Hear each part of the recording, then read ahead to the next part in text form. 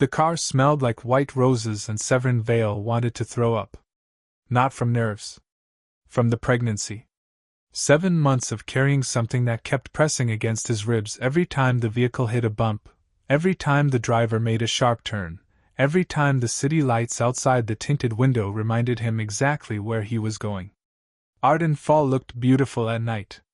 It always did. That was the problem with this city. Beautiful surface. Ugly everything else underneath. He pressed one hand flat against the curve of his stomach and breathed through his nose. Slow. Controlled. The way the doctor told him to when the contractions came too early and lasted too long. The baby shifted. Settled. Then pushed back against his palm like a reminder. He was still here. They both were. Sevren looked out the window and watched the Vireaux estate rise at the end of the private road. Crystal chandeliers visible even through the glass from this distance. Gold lights spilling out of every tall window. Dozens of black cars already lined up along the gravel drive. Security at every corner with earpieces and blank faces. The engagement gala. His former husband's engagement gala. The invitation had arrived 3 weeks earlier in a cream envelope with the Vireaux emblem pressed into the wax seal. No personal note inside. Just the formal printed details and a handwritten addition at the bottom in someone else's penmanship, not Caelan's. Your presence would be welcomed. Sevren had sat with that envelope for 4 days before he understood what it actually was. Not an invitation. A calculation. Someone inside that estate wanted the city to see him walk through those doors. They wanted the photographs. Wanted the whispers. Wanted the Omega once labeled Barren by an entire social network to appear publicly, small, alone, forgotten, while Caelan Vireaux announced his future with someone newer. Someone from a better bloodline. Someone useful. Hi viewers, have you ever received a message that looked polite on the outside but felt like a threat the moment you really read it? Drop a comment and tell me what you did. The car slowed. Sevren didn't move. The driver glanced in the rearview mirror. Said nothing. What hurt most wasn't the insult. It was becoming convenient to abandon. He thought about turning back 17 times during the drive. He had counted.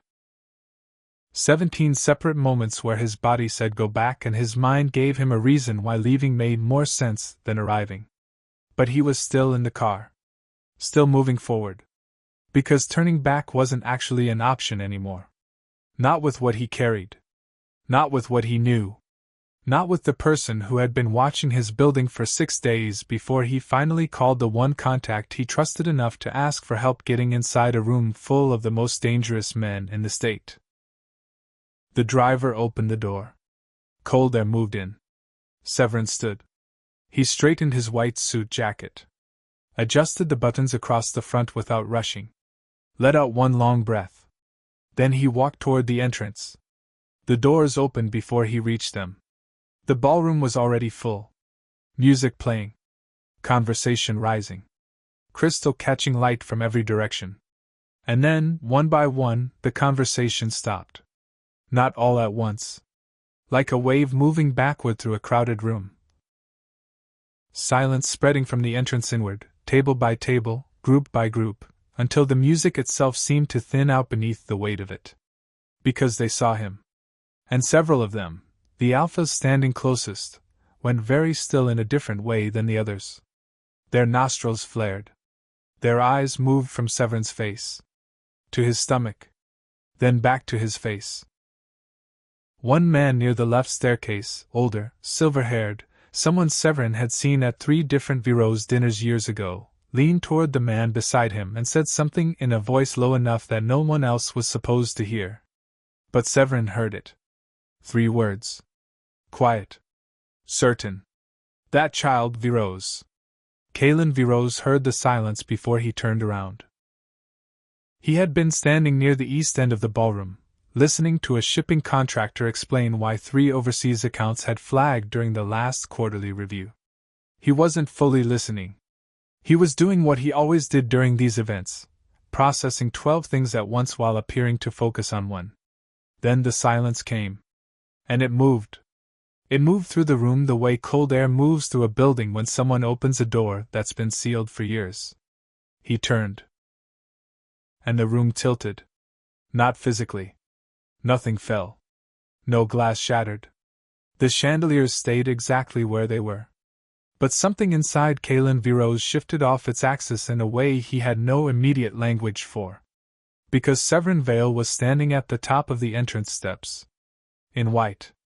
7 months pregnant. Caelan's first thought was not rational. It was a memory.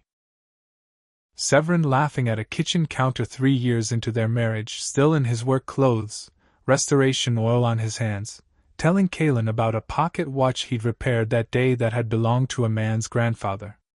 The kind of small story Sevren told with more care than most people gave major events. The kind of detail Caelan had stopped actually hearing somewhere around year 5. The memory collapsed. The present came back hard. The contractor beside him was still talking. Caelan stopped him mid-sentence with one raised hand. No explanation. The contractor went quiet. Seraphine Noctaire stood 6 feet to Caelan's left. He watched her turn toward the entrance. Watched her read the room in under 4 seconds, the stillness, the staring, the way the senior alphas near the staircase had locked onto Sevren like something instinctive had activated in them all at once. She looked at Caelan. He didn't look back. He was already moving. Sevren didn't retreat when Caelan crossed the ballroom floor. He didn't shift his weight, or adjust his posture or offer any visible acknowledgement that the room was watching both of them. He simply stood at the base of the staircase and waited with the kind of stillness that had once made Caelan feel calm and now made him feel like every decision he had made in the last 2 years was standing directly in front of him dressed in white. They stopped 3 feet apart. Close enough to speak. Far enough that the room couldn't hear. Caelan looked at him. Really looked. The exhaustion around Sevren's eyes was not new. It was layered. The kind that builds over months and doesn't lift with sleep. His jaw was set. His shoulders straight. One hand rested at the side of his stomach, not protective, just present. Like he had gotten used to carrying the weight without announcing it. Powerful people often mistake emotional restraint for emotional innocence. Caelan opened his mouth. Sevren spoke first. Before you ask anything, he said quietly, ask yourself if you actually want the answer in this room. Caelan said nothing for 3 full seconds. Then, how far along are you? Sevren looked at him the way someone looks at a question they've already answered inside their own head 100 times. Far enough, he said. That hiding became impossible. Caelan's jaw tightened. Because the scent had already told him the truth before Sevren said a single word. Alpha biology didn't lie. Didn't negotiate. Didn't care how inconvenient the timing was. That was his child. He knew it the same way he knew his own heartbeat. Which meant every fertility report, the ones that arrived year after year in sealed envelopes from the family medical board, had been wrong. Or worse. Sevren shifted slightly and Caelan caught it before he looked away. A small movement. An instinct to cover something. His eyes dropped to Sevren's wrist.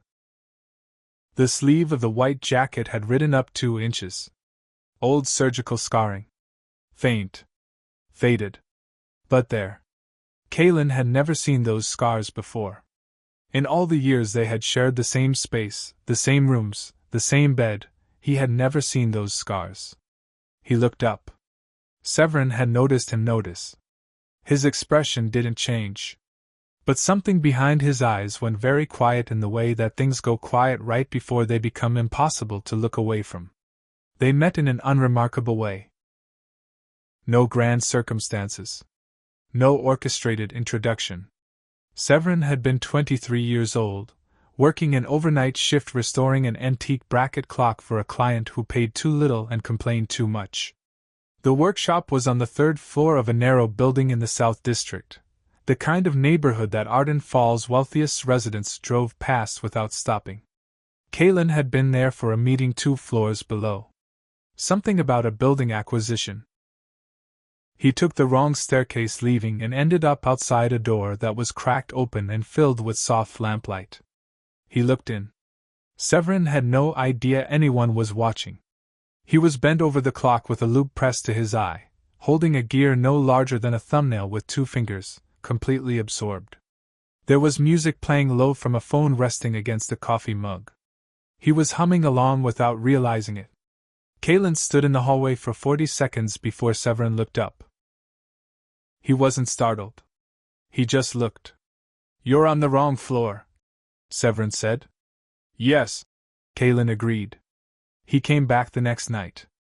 And the night after that. That was how it started. The marriage 3 years later was not perfect.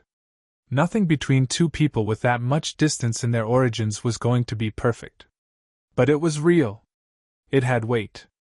It had the kind of quiet companionship that Caelan, who had grown up in rooms full of loud power, had never known before. Sevren cooked on Sunday mornings. Read aloud sometimes from books he thought Caelan would never pick up himself. Left small notes in between the pages of files Caelan brought home from the office. Not long notes. Sometimes just a single line. "You look tired this morning. Eat something before noon." Caelan kept every one of them. Then the pressure started. It arrived slowly at first. Whispers at syndicate dinners. Questions from family elders dressed in concern. A medical board evaluation suggested by Caelan's uncle Lucien, framed as routine, as standard, as simply responsible given the importance of Vireaux' succession. The first fertility report came back negative. Sevren didn't cry. He went very quiet. The second report. The third. Each one delivered in that same sealed envelope. Each one carrying the same conclusion in slightly different clinical language. And slowly, the word followed Sevren everywhere. Defective. Not always spoken out loud. Sometimes it was a look across a dinner table. Sometimes it was the way a conversation stopped when he entered a room. Sometimes it was the elder women of the Vireaux circle asking him about charity work, as if redirecting him towards something else was a kindness. Caelan never called him that word. Not once. But he stopped using different words instead. He stopped defending him at dinners when the comments came sideways. Stopped correcting people who spoke about Sevren's limitations in front of him. Stopped coming home before midnight. Stopped reading the notes left in his files. Sometimes relationships don't die from cruelty. They die from repeated moments where protection never arrives. He was not cruel. He was absent. And in that particular marriage, absence was the same thing. Sevren never raised his voice. Never issued ultimatums. Never asked Caelan to choose between him and the empire building happening in every direction around them. He just got quieter. And quieter. Until one February morning, Caelan came downstairs and Sevren was gone. No letter. No demands. No divorce filing. Just the faint smell of restoration oil that clung to the workshop corner for 3 weeks after. Caelan told people he wasn't surprised. He told himself the same thing. Then he stood in the hallway outside that empty workshop for 11 minutes on a Tuesday in March and understood that he had spent 4 years mistaking Sevren's patience for permanence. Back in the ballroom now, Caelan watched Sevren stand with that same composure, that same exhausted, unbending stillness, and something cracked in the controlled architecture of his chest. He said it quietly. "I lost 3 pregnancies while married to you." Sevren's voice didn't shake. But the words hit like something physical. Caelan stared at him. 3. He hadn't known. Not one. He stood there in the middle of his own engagement gala surrounded by 300 people and realized he hadn't known. The dinner service began at 9. Long tables running the length of the main hall. White linens. Gold flatware. Flowers that cost more per arrangement than most people made in a week. The kind of staging that communicated power without saying a single word about it. Sevren was seated at the far end of the secondary table by someone on the guest management staff who had clearly been instructed to place him somewhere visible but peripheral. Close enough to observe. Far enough to dismiss. He sat. He did not touch the water glass. He watched. Caelan was at the primary table with Seraphine Nocturne to his right. She was everything the city approved of, poised, from established bloodlines, photographed well. She spoke to her neighbors at the table with practiced ease and said almost nothing to Caelan directly. But she kept watching Sevren. Not with hostility.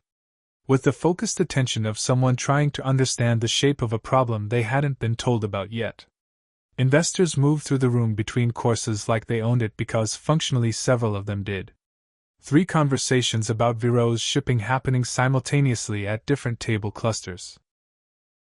1 mention of federal audits that someone immediately tried to talk over. Numbers.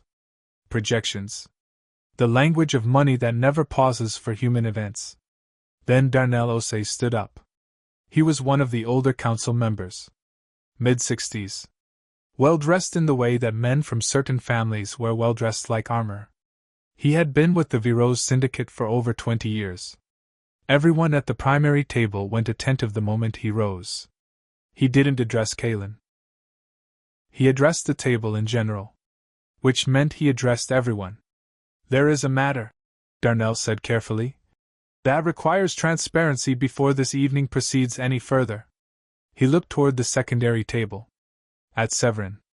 The Omega seated at the far end arrived tonight in a condition that several guests have noted.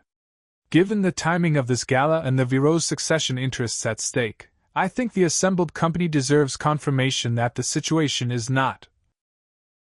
He paused, choosing words with the precision of someone who had done damage with language many times before. An orchestrated performance. The room got very still. The most dangerous systems are usually the ones dressed beautifully. Sevren looked at Darnell Osei without expression. Seraphine's hand moved slightly on the table. Caelan said nothing. That was its own kind of answer, and several people in the room recognized it. Darnell continued. There have been questions, privately, about whether the fertility reports filed during the Vireaux' marriage were entirely accurate, or whether certain individuals positioned themselves to benefit from a prolonged appearance of. Stop. Sevren said it quietly. 1 word. The table looked at him.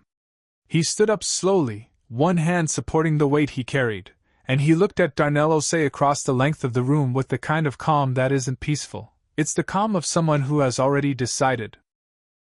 Finish the sentence, Sevren said. Darnell's expression didn't shift. I'm suggesting, he said, that this pregnancy may be a fabrication designed to. A phone alert moved through the room. Then another. Then a third. Someone at the west table said a name attached to a Vireaux subsidiary port operation across the harbor, and the word that followed was raid. Federal. Overnight. The room changed in 10 seconds. Investors reached for phones. Seraphine's father turned to her with an expression that had nothing to do with the dinner anymore. 3 men near the east exit stood simultaneously. And in the chaos of everyone calculating what it meant for their own interests, Darnell Osei looked back at Sevren with an expression that had shifted from controlled to something uglier. Convenient timing, he said. Sevren's voice came out flat. You buried my children, he said, before they could even exist. The table went completely silent. Even the chaos in the background seemed to thin. Seraphine looked at Sevren, then at Caelan. And for the first time all evening, she stopped watching and started listening. Nobody asked Sevren to prove it. He had not brought paperwork to a gala expecting to be believed. He had not arrived with a lawyer or a prepared statement, or a carefully assembled press moment. He had arrived because the alternative was dying quietly in a city that had already decided his story was over. So he told it. Standing at that table, surrounded by people who had spent years treating his pain as a rumor, Sevren Vale told the truth in the flattest voice he had ever used. The first substitution happened 14 months into his marriage. A medication prescribed by the Vireaux family physician. Something framed as a vitamin supplement recommended for Omega health during a prolonged conception period. He had taken it faithfully. Every morning. Because he trusted the doctor. Because he trusted the process. Because he had not yet learned to be suspicious of envelopes that arrived pre-sealed. The second intervention came disguised as a routine evaluation. A minor procedure to assess hormonal levels. He was told it was standard. He was told it would help.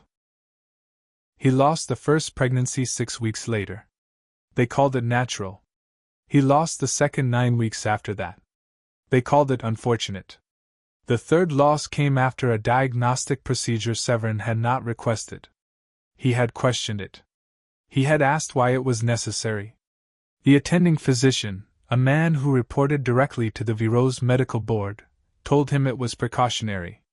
He was 31 years old and had already buried 3 children before the city finished calling him Barren. This is how power survives. Not always through violence. Sometimes through paperwork. He did not cry telling it. His voice stayed even. That was somehow worse than if he had screamed. Caelan sat at the primary table and did not move. Seraphine sat beside him and did not move either. But her right hand had gone beneath the table. Several guests near the outer tables had gone pale. Bernelose was no longer speaking. Sevren continued. The medical board that had filed every report, every negative fertility result, every clinical recommendation, every natural loss notation, reported to a single oversight authority within the Vireaux family structure. One name. Lucien Vireaux. Caelan's uncle. The man who had managed Vireaux' succession law for 15 years. The man who sat on 3 internal committees. The man who had been present at every family medical consultation and had personally recommended the physician who treated Sevren from the beginning. The motivation wasn't hatred. That was the part that made it so much harder to process. It was legacy architecture.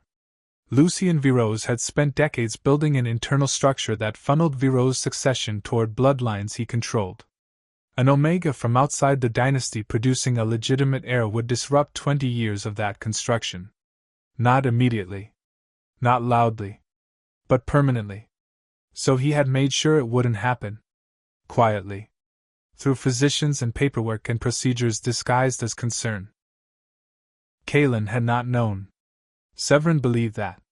He believed it because if Caelan had known, Sevren would have seen it in him, in the way he moved through those years, in the way he eventually stopped defending him, in the way he had looked at those sealed envelopes with the same expression of faint resignation that had eventually stopped meaning anything.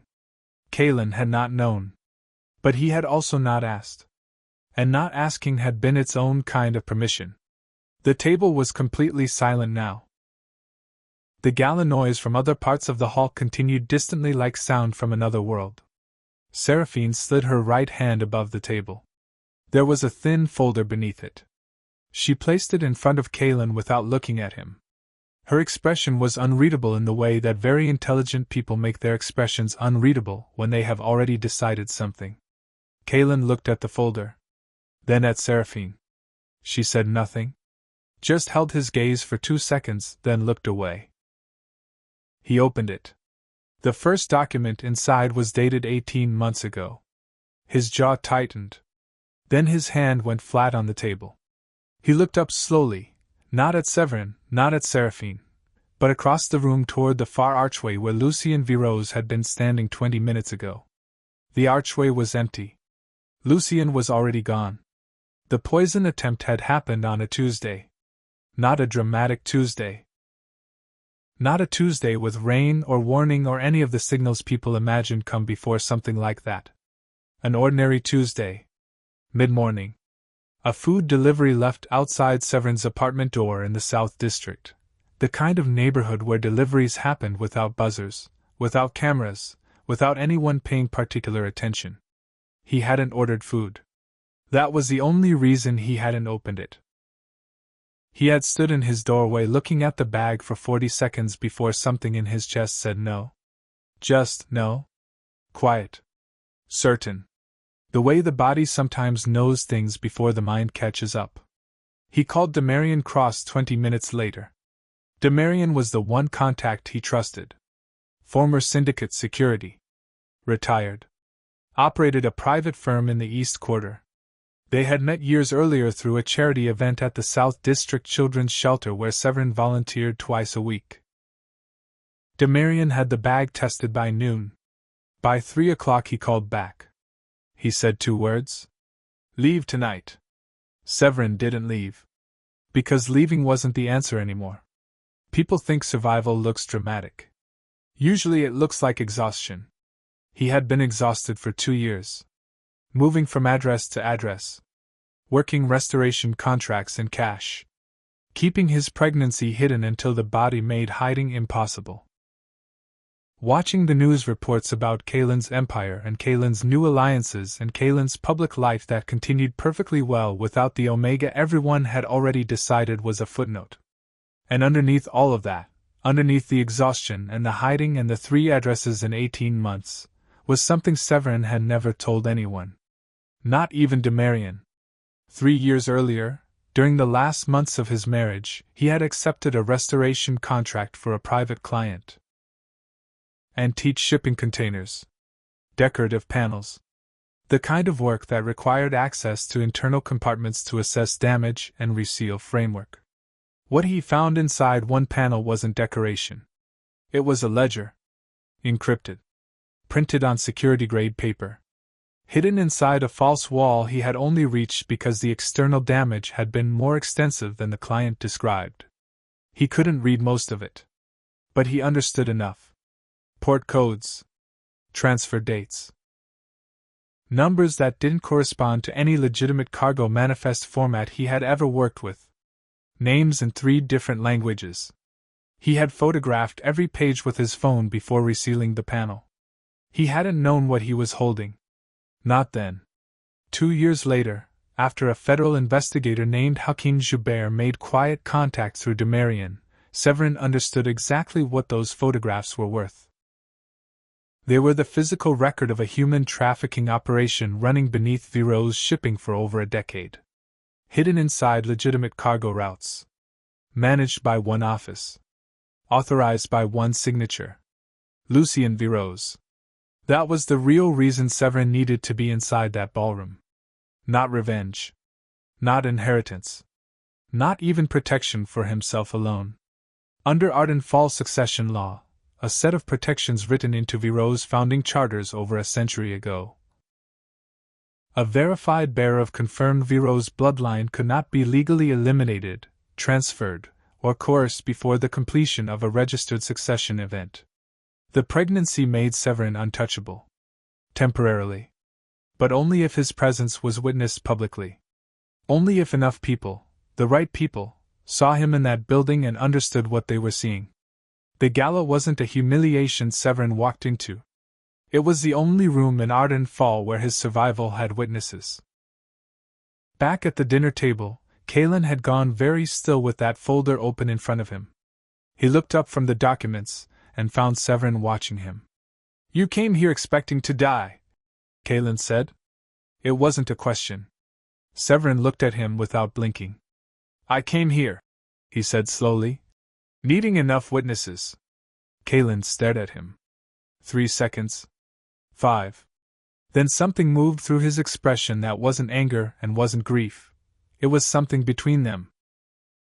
The particular weight of a man finally understanding the size of what he failed to see. Demarion Cross appeared at the far end of the hall. He was moving fast. His hand was inside his jacket.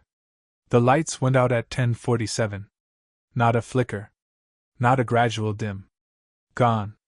The entire east wing of the Vireaux estate dropped into darkness in under 2 seconds in the ballroom. 300 people, crystal glasses, 5 active conversations about federal shipping investigations. Became instantly loud in the wrong way. Chairs scraping. Someone knocking over a serving tray. A woman near the center table saying a name in a sharp voice. The emergency lighting came on 12 seconds later. Low. Red-tinted. The kind of light that makes everyone look like they're underwater. Demarion reached Sevren's side of the room in 45 seconds. He spoke low. East corridor. Someone cut the main panel manually. This wasn't a circuit fault. Sevren stood. Too fast. He caught the edge of the table and his hand pressed flat against the surface as the first contraction moved through him, sharp, high-rolling, the kind that his doctor had described as stress response onset. The kind that meant his body was already past the limit it had been managing since the car ride. He breathed out. One long breath. Demarian's hand was on his arm immediately. "We need to move," Demarian said. "I know. Now. I know." He straightened. The room was in controlled chaos. Council members arguing near the west wall. Two of Seraphine's family's security team moving toward the main exit. Caelan's head of external security speaking into his earpiece with the flat intensity of someone receiving very bad information. Sevren started moving toward the staircase. That was a mistake. He knew it halfway up the first flight. The contraction that came was longer than the others. It started in his lower back and moved forward, and his hand grabbed the stair rail hard enough that the knuckles went white, and the next 3 seconds existed outside of time. Just the contraction and the rail and the sound of the ballroom beneath him, and the weight of everything he had carried for 2 years pressing down at once. His knees started to go. Regret is unbearable when the person you failed is still gentle with you. He didn't hit the floor. Caelan was already there. He didn't know when Caelan had crossed the room. He didn't know if Caelan had seen him start to fall, or if he had been following from the moment the lights cut out. It didn't matter. What mattered was the arm that came around his back and the hand that pressed flat against his side, steady, immediate, no hesitation, and Caelan's voice saying his name. Not the Omega. Not a title. His name. Sevren. Sevren's hand gripped Caelan's jacket. The contraction passed. The sounds of the room came back slowly. Arguing voices. Footsteps. Someone shouting about a locked emergency exit near the east wing. Caelan did not move. He stayed exactly where he was on the staircase with Sevren against him and his hand flat against Sevren's side, and the rise and fall of his breathing was the only calm thing in the building. "You should have told me," Caelan said. His voice was low. Not accusatory. Not defensive. Just broken in the specific way of a man who had just understood the full weight of his own absence. Sevren's head was against Caelan's shoulder. He was too tired to move away. "You were supposed to protect us," Sevren said. Not angry. Not loud. Just the truth. Flat and clear and unbearable because of how simply he said it. Caelan closed his eyes. His hand tightened against Sevren's side. On the floor below them, a gunshot split the air from somewhere in the east wing. Then a second. Then voices, loud, overlapping, the sound of a room deciding whether to run or stay. Caelan pulled Sevren closer. Something in his face had changed. Whatever calculation had been running behind his eyes all night, the one that weighed empire against person, reputation against responsibility, it had stopped. Just stopped.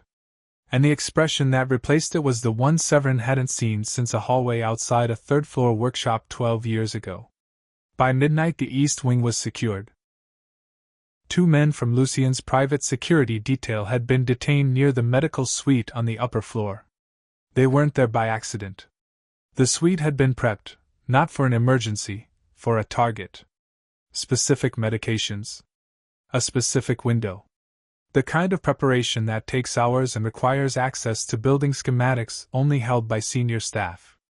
Caelan stood in the middle of the main hall and looked at the footage on Demarian's phone. Lucien.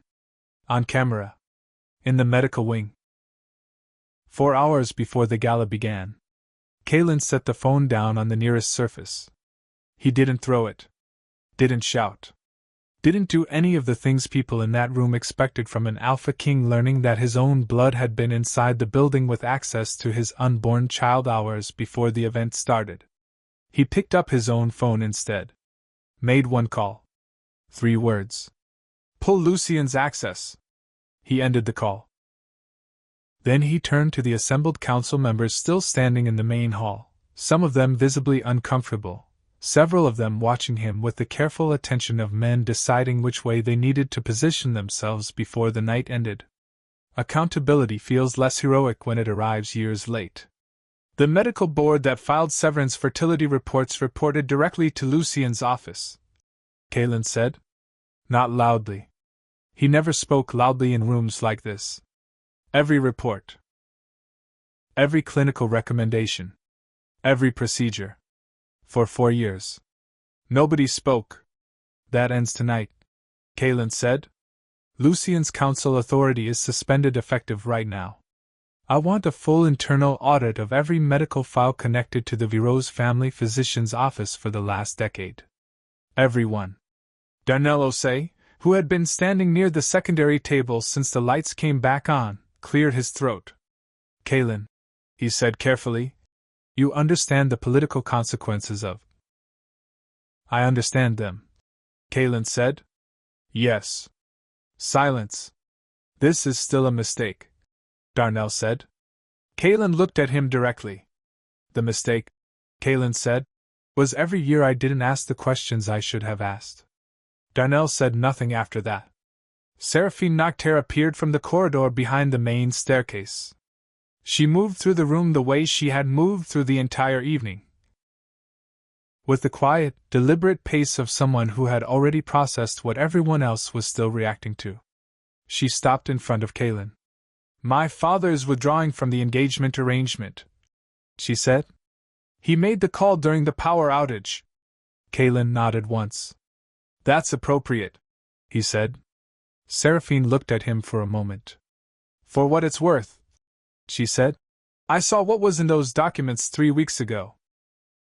I brought them tonight because I thought you deserved to know before anyone else decided what to do with the information. Caelan looked at her. Why? She considered that. Because Sevren Vale survived things that happened inside your house, she said evenly. And the least this city owed him was one room where the truth got said out loud. She left after that. No drama. No announcement. Just out. Outside the estate, media vans had gathered along the private road. Footage from inside the gala had already reached 4 different broadcast channels. The federal raid on the harbor subsidiary was the lead story. Lucien Vireaux's name had appeared in a preliminary report filed publicly by Hakim Joubert's office at 11:58 p.m. The empire was exposed.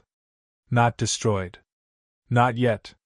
But the architecture that had held it together, the quiet systems, the sealed envelopes, the carefully managed silence, had cracked in front of 300 witnesses, and it was not going back together the way it had been. In the East Corridor, Lucien Vireaux's security badge was deactivated at 12:04 a.m.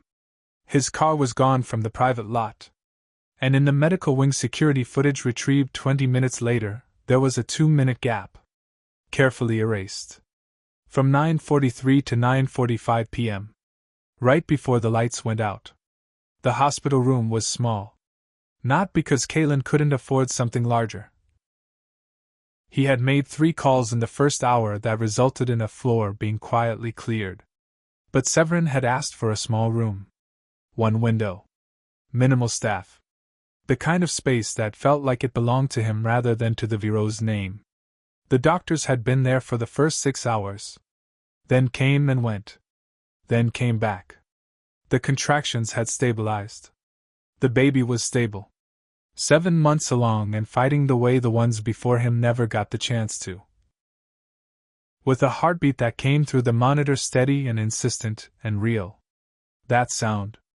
That particular sound kept making Caelan sit very still in the chair beside the bed. The first night Sevren slept through most of it. Caelan did not sleep at all. He sat in that chair and listened to the monitor, and thought about 4 years of sealed envelopes he had accepted without once asking who else had handled them before they reached his desk. Love without accountability becomes another form of entitlement. On the second morning Sevren woke early. Before the staff came. Before the city outside fully pulled itself awake. He lay still for a moment listening to the monitor, and then turned his head and looked at Caelan in the chair. Caelan was already looking at him. You didn't go home, Sevren said. No. Sevren looked at the ceiling. You need to sleep. I know. He didn't move from the chair. Sevren was quiet for a while.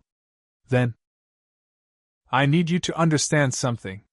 Tell me, Caelan said. I am not angry at you, Sevren said slowly, for not knowing. I am angry at you for not asking. He paused. There is a difference. And I need you to understand that difference before anything else happens between us. Caelan leaned forward with his elbows on his knees. I understand it, he said. Do you? Yes. He looked directly at Sevren.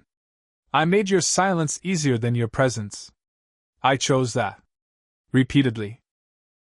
I don't want to pretend I was passive in what happened to us. Sevren looked at him for a long moment. Not softening. Not hardening. Just reading him.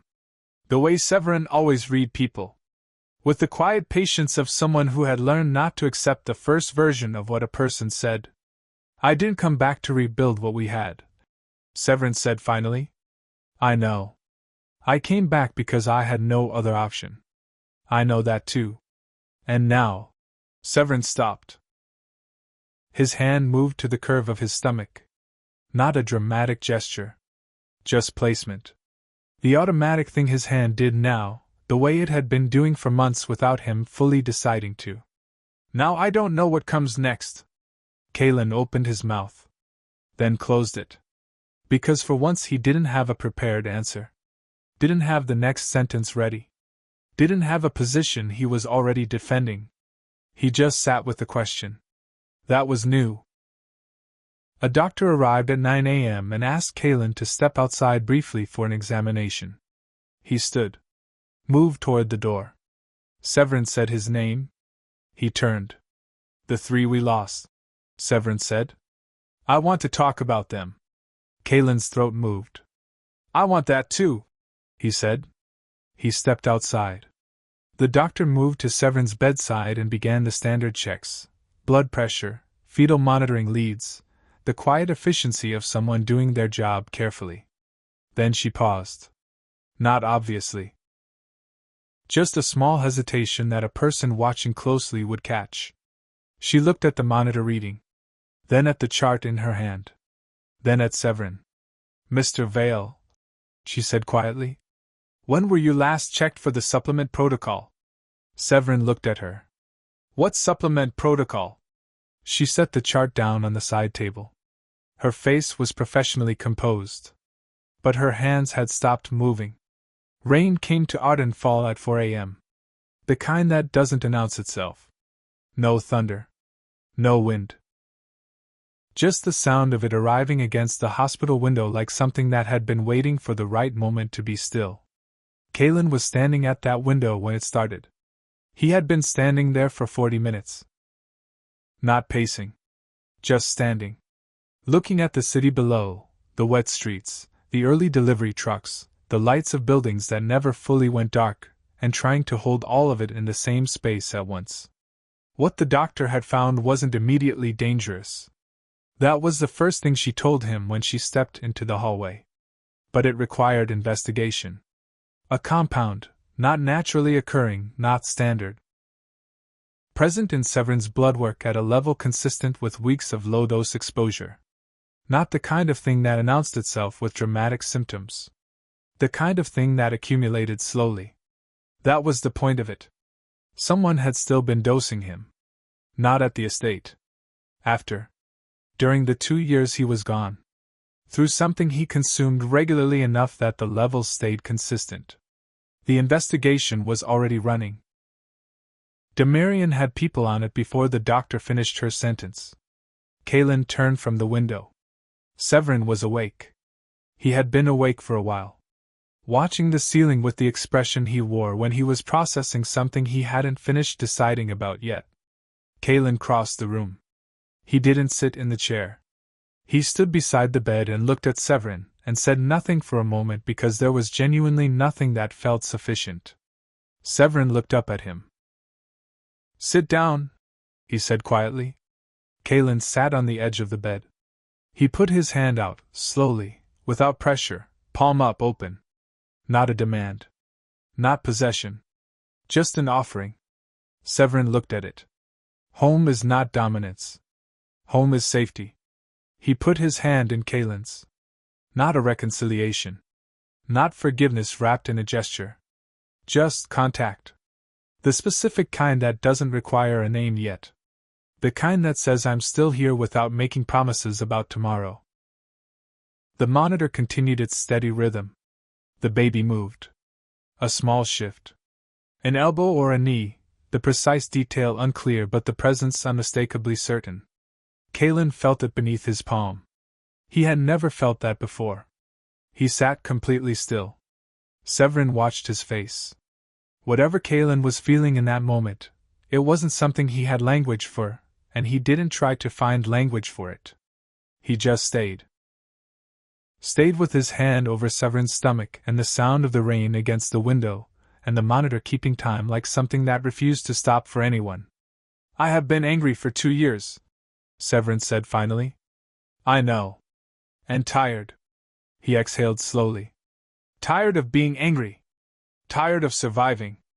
Tired of carrying all of it alone. Caelan did not try to fill the silence. I need you to earn the right to be beside me, Sevren said. Not claim it. Not inherit it. Earn it. Yes, Caelan said. That takes time. I have time. Sevren turned his head and looked at him. Lucien is still out there, he said. Yes. The compound they found, the investigation will go somewhere difficult for you. I know. People inside your own council are connected to this. I know that too. Sevren studied him. And you're still here, he said. Not a question this time. Just an observation landing somewhere between disbelief and something quieter than hope. Caelan looked at him. I spent 4 years choosing the Empire over the person, he said. I'm not doing that again. Sevren was quiet. The rain moved against the glass. The monitor kept its rhythm. And for the first time in 2 years, not because anything was resolved, not because the danger had passed, not because the story had reached a clean ending, Sevren Vale closed his eyes without checking the door first. The city below kept moving. Loud and complicated and full of things that hadn't been answered yet. Lucien somewhere in it. Federal investigators pulling on threads that would take months to follow. A council already repositioning. A family medical board that would face a reckoning that had been 30 years overdue. None of that was finished. But this room was quiet. And for the first time in longer than he could name, the future did not feel like something waiting to punish him. It felt like something he might actually get to see. If this story moved something in you, if you've ever had to survive quietly while the world kept moving like nothing happened, drop a comment below. Tell me what got you through. Your words might be the exact thing someone else needs to read today. If you're new here, subscribe and turn on notifications so you never miss a story on this channel. Every upload carries something worth staying for. Share this one with someone who needs to hear it. This community grows because of you, and every comment, every share, every person who shows up here is what keeps these stories alive.